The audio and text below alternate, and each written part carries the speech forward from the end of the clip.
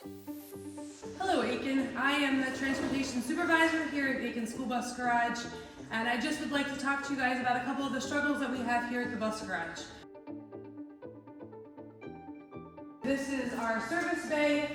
This is also where we perform our trainings when we have all of our drivers in here. The last training we did here was our CPR and first aid. We have a bus on the lift right now, but during our training we had the lift on the ground and laid our CPR dummies on it. Another struggle that we have here at the bus garage is our bathroom. The single bathroom. We typically have a line here every morning and a line here every afternoon. Here you see our school bus garage.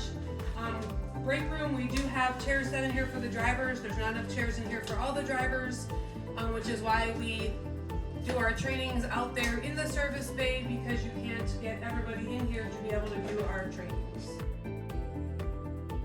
We have to put some of our shortest buses in here so we have room for storage for our fluids, which is very congested over here in the corner in the shop, and we have to keep it over here so we have room to work on our other things over here, which is very tight.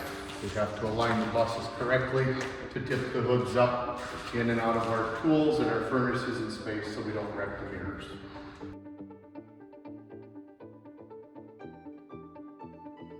That's how much space we're talking between the rear brake lights and the door.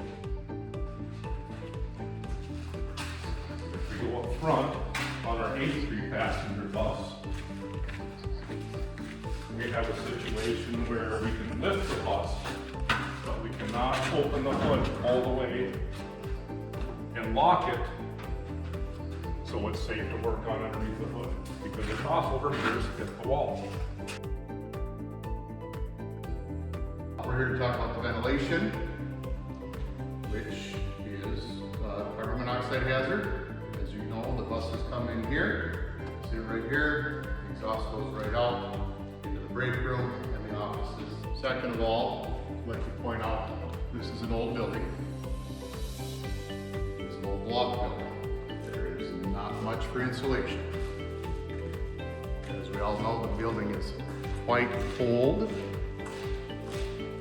The new building would be beneficial in the point where it'd be insulated.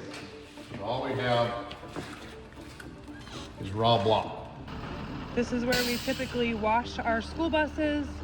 You'll notice that we have ramps there for us to drive the school buses up on, so that way the bus is at an angle and we wash the inside so the water runs out the back door.